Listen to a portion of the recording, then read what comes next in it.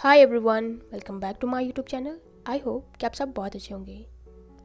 Last part में हमने देखा था कि विंग की स्पेशल एबिलिटी के बारे में उसके कॉलेज में हर किसी को पता चल गया था। वेंशु ने उसकी मेडिकल रिपोर्ट्स को पब्लिक कर दिया था। विंग को बहुत ही ज़्यादा शेम फील हो रहा था, उसे बेट्रियाई भी फील हो रहा था। उसके पेरेंट्स ने उसे इतनी बड़ी बात नहीं बताई। सब लोग उसे अब डिफरेंटली ट्रीट करेंगे, वांगजी भी। लेकिन जब वांगजी ने विंग के बारे में ये सब कुछ सुना तो वो दौड़कर उसके पास आया। विंग कॉलेज जाने से भी मना कर रहा था। वांगजी ने ही उसे बहुत मना के कॉलेज लेकर गया और उसे उसका एग्ज़ाम दिलवाया। विंग अभी भी वांगजी को देख रहा था, जो क्लासरूम के बाहर उसका इंतज़ार कर रहा था। आज पूरा दिन वांगजी अपना काम धाम छोड़कर विंग के साथ ही रहा। उसने ये इंश्योर किया कि कोई भी विंग को बुली ना करे, उसके साथ कोई भी डिफरेंटली बिहेव ना करे। अपना एग्ज़ाम देकर जब विंग क्लासरूम से बाहर आया तो वांगजी बाहर ही था। वांगजी ने स्माइल करके उसकी तरफ अपना हाथ बढ़ाया तो विंग ने जल्दी से उसका हाथ पकड़ लिया। वो वांगजी से चिपक गया था और इधर उधर नहीं देख रहा था। उसे अभी भी लग रहा है कि लोग उसे अलग तरीके से देख रहे होंगे, लेकिन वांगजी ने उसे समझाया कि कोई भी उसे अलग नज़रिए से नहीं देखेगा। वो सबसे अलग है, इसका ये मतलब बिल्कुल भी नहीं है कि लोग उसे गलत तरीके से ट्रीट करेंगे। और विंग को अपनी इस एबिलिटी के लिए बुरा फील नहीं करना चाहिए। ये तो एक ब्लेसिंग की तरह है। वांगजी उससे कह रहा था कि वो अपना हेड बिल्कुल सीधा रखे, उसे बिल्कुल भी एम्बैरेस फील करने की ज़रूरत नहीं है। सब लोग विंग और वांगजी को देख रहे थे और विंग को नर्वस फील हो रहा था। लेकिन फिर उसने ध्यान से देखा तो वो लोग उन लोगों को एडमायर कर रहे थे, ना कि वो विंग के बारे में कोई गलत बात कह रहे थे। सारे लोग उन दोनों को साथ में देखकर बहुत ज़्यादा खुश हो रहे थे। कुछ लोग कह रहे थे कि विंग इतना लकी कैसे हो सकता है, और कुछ लोग कह रहे थे कि वांगजी भी लकी है, विंग कितना ब्यूटीफुल लग रहा है। सुबह जब विंग ने वो न्यूज़ सुनी थी उस समय वो सच में टूट गया था। उसे लग रहा था कि उसके पेरेंट्स ने उसे धोखा दिया है और अब बाकी लोग भी उससे पता नहीं किस तरीके से बिहेव करेंगे। लेकिन अभी वांगजी के साथ उसे बहुत ज़्यादा सेफ फील हो रहा है। विंग के दोस्त भी दौड़कर उनके पास आए। उन लोगों को भी यकीन नहीं हो रहा था जब उन लोगों ने इस न्यूज़ के बारे में सुना। उन लोगों को तो लग रहा था कि किसी ने फेक न्यूज़ स्प्रेड करी है। जब जियांगजेंग ने उन्हें बताया कि ये सब कुछ सच है, उसने विंग के पेरेंट्स से बात करी है, तब जाकर उन लोगों को यकीन हुआ।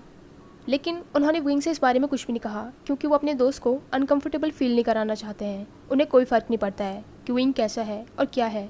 वो उनका दोस्त है और उनके लिए हमेशा वो उनका दोस्त रहेगा।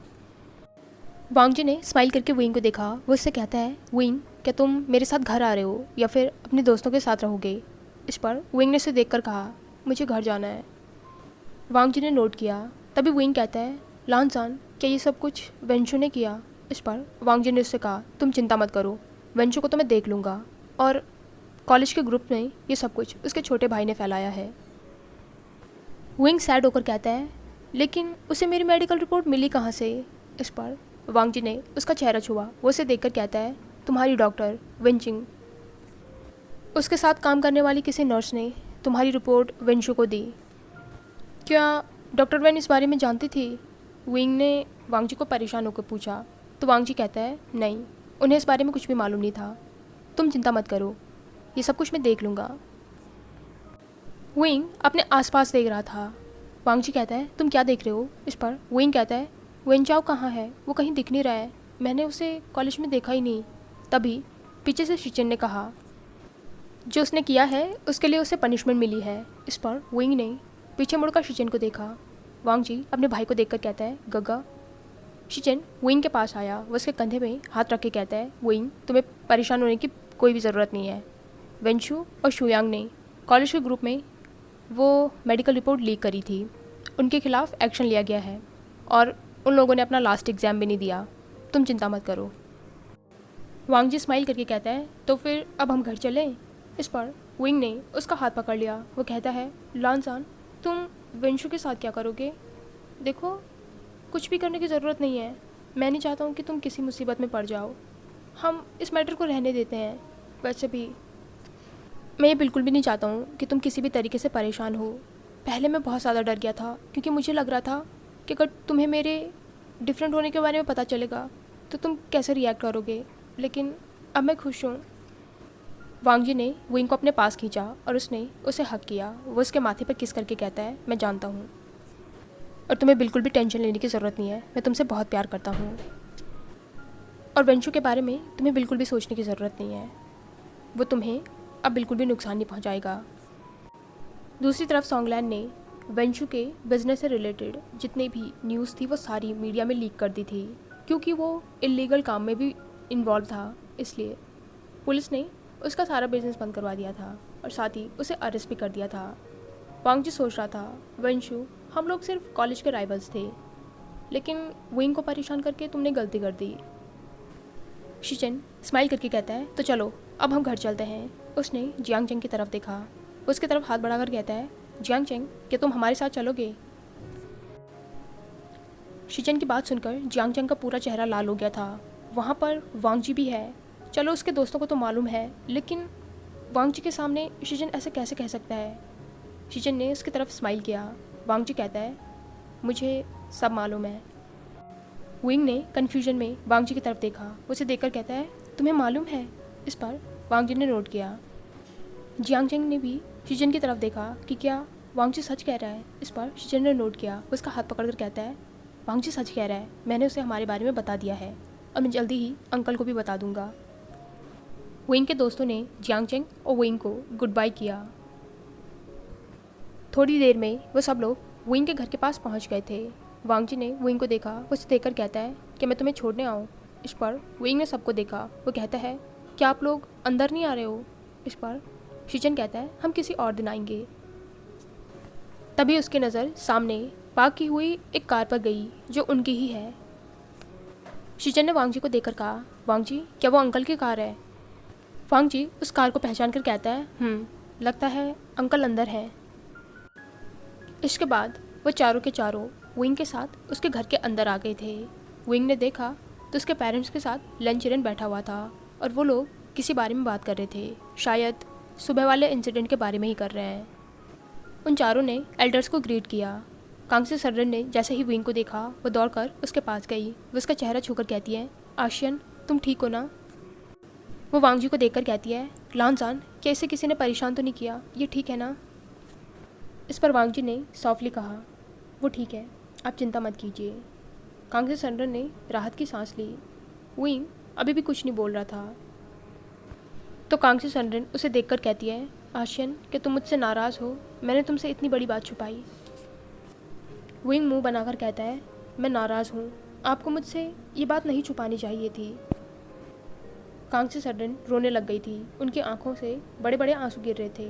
वो जैसे तैसे खुद को संभाल कर कहती है, आशियन मुझे माफ़ कर दो, लेकिन मुझे समझ नहीं आ रहा था कि मैं तुम्हें कैसे बताऊँ। मैं नहीं चाहती थी कि कोई भी तुम्हें हर्ट करे, लेकिन देखो मैंने ही तुम्हें हर्ट कर दिया। अपनी माँ को रोता हुआ देखकर विंग ने उनके आंसू पोंछे। वो कहता है, माँ लेकिन अब मैं ठीक हूँ। आप प्लीज़ अपने आप को ब्लेम मत कीजिए। मुझे पता है कुछ रीज़न रहे होंगे जो आपने मुझे नहीं बताया। इट्स ओके, आपको बिल्कुल भी बुरा फील करने की ज़रूरत नहीं है। कांगसे सरन ने उसकी तरफ देखा तो विंग स्माइल करके कहता है, और मुझे किसी ने बुली भी नहीं किया। विंग को स्माइल करता देख कांगसे सरन ने उसे टाइटली हक कर लिया। सब लोग बैठ गए थे। शिचन अपने अंकल को देखकर कहता है, अंकल आप यहाँ पर क्या कर रहे हैं? इस पर चिरन ने विंग को देखकर कहा, वो न्यूज़ सुनने के बाद मैं विंग से मिलने आया था। मैं बस ये जानना चाहता था कि वो ठीक है या नहीं। वो विंग को देखकर कहता है, तुम ठीक हो ना विंग? इस पर विंग ने नोट किया। लन चिरन विंग के पेरेंट्स की तरफ मुड़कर कहता है, तो फिर जो प्रपोजल मैंने रखा था उस बारे में आप लोगों को क्या सोचना है? विंग के पेरेंट्स ने विंग और वांग जी की तरफ देखा तो वांग जी अपने अंकल से कहता है, अंकल कैसा प्रपोजल? विंग भी ध्यान से उनकी तरफ देख रहा था। उसे भी जानना है ये लोग किस बारे में बात कर रहे हैं। चिरन वांग जी की तरफ मुड़ गया। वो वांग जी को देखकर कहता है, वांग जी क्या तुम विंग को पसंद करते हो? मेरा मतलब है मैं ये जानता हूँ कि तुम उसके लिए फीलिंग्स रखते हो, लेकिन क्या तुम्हारी फीलिंग्स जेन्युइन हैं? अगर हम कहें कि तुम विंग से शादी करोगे तो क्या तुम करोगे? अब विंग की नज़र वांग जी पर थी। वो क्या जवाब देगा? वांग जी का चेहरा पूरा लाल हो गया था। उसके कान भी लाल हो गए थे। उसने सोचा नहीं था कि उसके अंकल इस तरीके से सबके सामने ये बात कहेंगे। वो थोड़ा नर्वस होकर कहता है, हाँ वो मैं।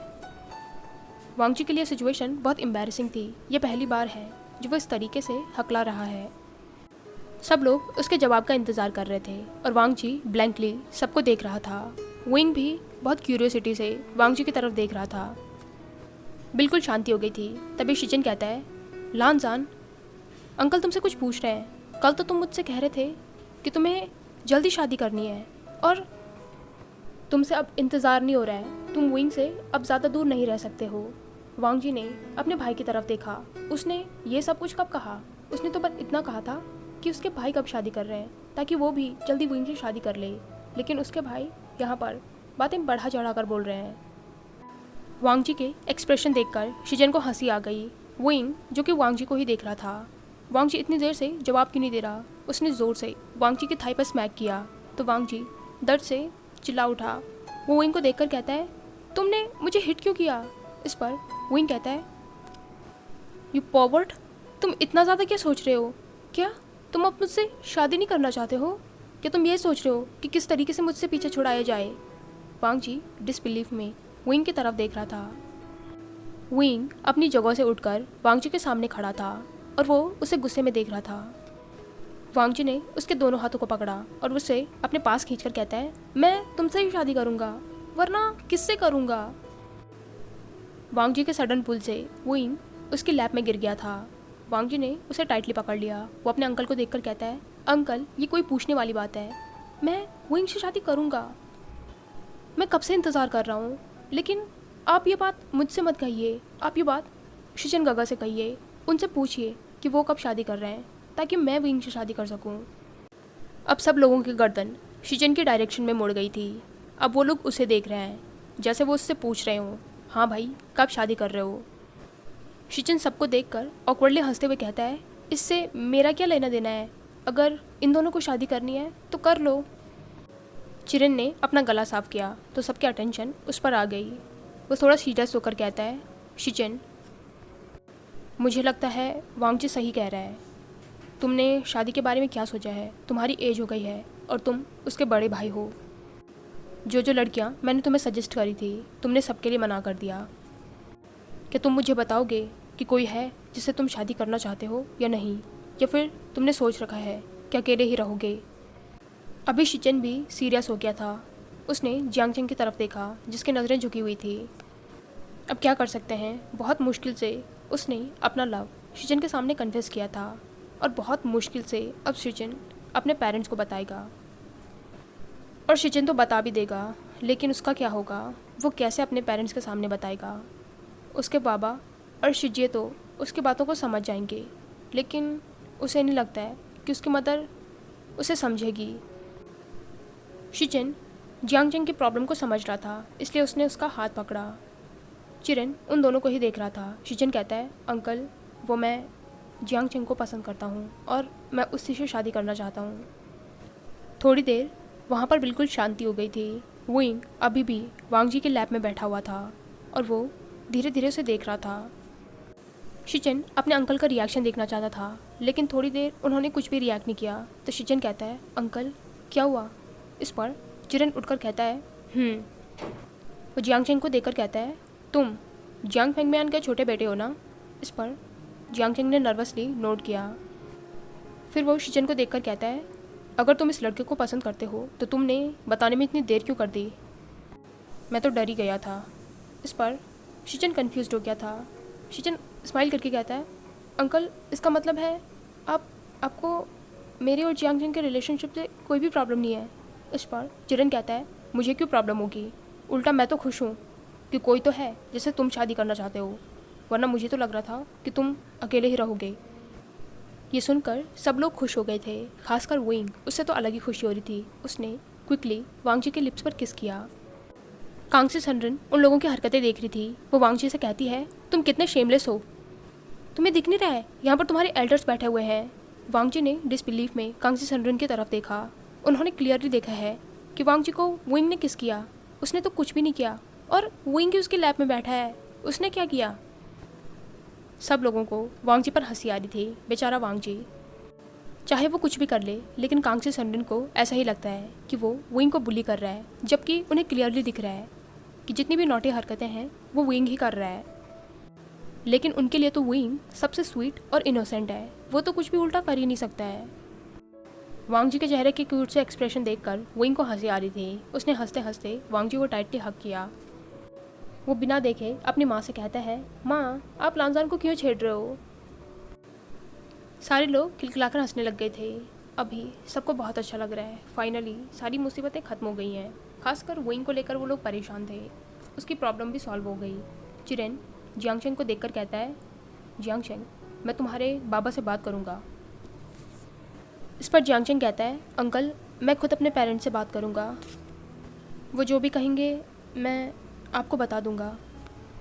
शिचिन ने उसके हाथ के स्क्वीज़ किया। उसे पता है कि जियांगचेंग किस बात को लेकर परेशान है।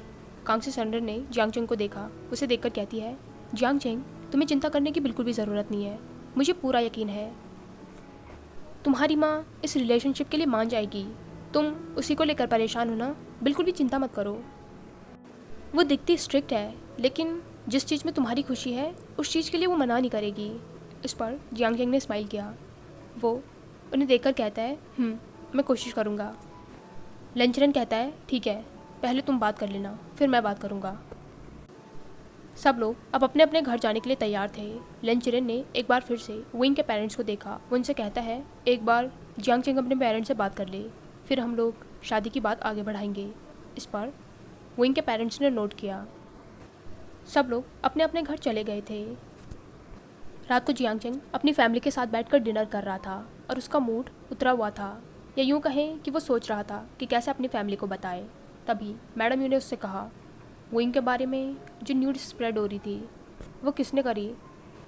जियांगचेंग अपनी माँ को देखकर कहता है, आपने वो न्यूज़ कहाँ देखी। इस पर यानली कहती है, वो मैंने दिखाई। क्या शन ठीक है। इस पर जियांगचेंग ने नोट किया। वो कहता है, लान वांगजी उसके साथ था। मैडम यू अपना खाना खाकर कहती है, मैंने तो सोचा ही था कि ऐसा ही कुछ होगा। जियांगचेंग अपने खाने के साथ खेल रहा था तो जियांग फेंगमियान उसे देखकर कहते हैं, जियांगचेंग क्या कोई बात है जो तुम्हें परेशान कर रही है, तुम खाना क्यों नहीं खा रहे हो। जियांगचेंग ने अपने पेरेंट्स की तरफ देखा। वो कहता है, माँ बाबा मुझे आप लोगों से कुछ ज़रूरी बात करनी है। यानली को जियांगचेंग के चेहरे से ही लग रहा था कि वो कुछ तो कहने वाला है, इसलिए उसने कहा, तुम पहले खाना खा लो, उसके बाद बात कर लेना। डिनर के बाद जियांगचेंग अपने पेरेंट्स के साथ बैठा हुआ था। मैडम उसे देखकर कहती है, अब तुम कुछ कहोगे, इतना परेशान क्यों लग रहे हो। जियांगचेंग ने एक गहरी साई करके कहा, माँ बाबा मैं लान वांगजी के बड़े भाई लेन शिचिन, मैं उन्हें पसंद करता हूँ और मैं उनसे शादी करना चाहता हूँ। सब लोग बिल्कुल चुप हो गए थे। जियांगचेंग ने अपने पेरेंट्स की तरफ देखा, जिनके चेहरे से बिल्कुल भी नहीं लग रहा था कि वो लोग शॉक हैं। जियांगचेंग कहता है, क्या हुआ, क्या आप लोग शॉक नहीं हैं। इस पर जियांग फेंगमियान सॉफ्ट से एक्सप्रेशन के साथ कहते हैं, इसमें शॉक होने वाली क्या बात है, हमें पहले से ही मालूम है कि तुम किसी को तो पसंद करते हो, लेकिन तुमने बताने में इतनी देर क्यों कर दी। अपने बाबा की बात सुनकर जियांगचेंग के चेहरे पर हल्की सी स्माइल आ गई थी। उसे पता ही था कि उसके बाबा ज़रूर इस रिलेशनशिप के लिए हाँ कर देंगे। अब उसने अपनी माँ की तरफ देखा, जिनके चेहरे के एक्सप्रेशन बिल्कुल हार्ड थे। तो जियांगचेंग कहता है, माँ। मैडम यू गुस्से में उठकर कहती हैं, ये शादी नहीं होगी। जियांग फेंगमियान उन्हें देखकर कहते हैं, यू शांत हो जाओ, उसकी बात सुन लो। जियांगचेंग उठकर कहता है, माँ लेकिन मैं उन्हें पसंद करता हूँ। यानली भी डरे हुए एक्सप्रेशन से अपनी माँ की तरफ देख रही थी। तभी मैडम यू उन सबको देखकर कहती है, क्या आप लोग मुझे ऐसे क्यों देख रहे हैं। मैंने कहा शिचिन और जियांगचेंग दोनों की शादी अभी नहीं हो सकती। जियांगचेंग तुमसे बड़ी यानली है, क्या तुम उससे पहले शादी करोगे। जियांगचेंग अभी भी कन्फ्यूजन में अपनी माँ को देख रहा था। मैडम यू की बात सुनकर जियांग फेंगमियान और यानली के चेहरे पर स्माइल आ गई, लेकिन जियांगचेंग अभी भी ब्लैंकली उन्हें देख रहा था। इसलिए मैडम यू उसके पास गई और वो उसके गालों को खींचकर कहती है, क्या हुआ, तुम्हें मेरी बात समझ नहीं आई। जियांगचेंग कहता है, आपने क्या कहा। तो मैडम यू ने एक बार ज़ोर से जियांगचेंग के गालों को पुल किया, जिससे उसे पेन हुआ। वो कहती है, मैंने कहा पहले अपनी शिजे को शादी करने दो, उसके बाद तुम्हें जिससे शादी करनी है कर लो। अब जियांग चेंग को अच्छे से अपनी माँ की बात समझ आई। उसके चेहरे पर एक बड़ी सी स्माइल आ गई। उसने टाइटली अपनी माँ को हक किया। मैडम उससे कहती है, मुझे इस तरीके से चौक मत करो, क्या तुम मेरी जान लोगे? इस पर जियांग चेंग कहता है, थैंक यू सो मच माँ, मुझे पता था आप मान जाओगे। मैडम यू ने उसका चेहरा सहलाया। वो उसे देखकर कहती है, अगर तुम्हें पता था कि मैं मान जाऊंगी तो पहले क्यों नहीं बताया? जियांग चेंग ने कुछ नहीं कहा, लेकिन उसने फिर से अपनी माँ को हक कर लिया। वो बहुत ज़्यादा खुश था। विंग की मदर ने जैसा कहा था बिल्कुल वैसा ही हुआ है। हाय एवरीवन, आई होप कि आपको ये पार्ट पसंद आया हो। अगर आपको ये वीडियो पसंद आई हो तो इसे लाइक, कमेंट, शेयर और चैनल को पक्का से सब्सक्राइब कीजिए। Thank you.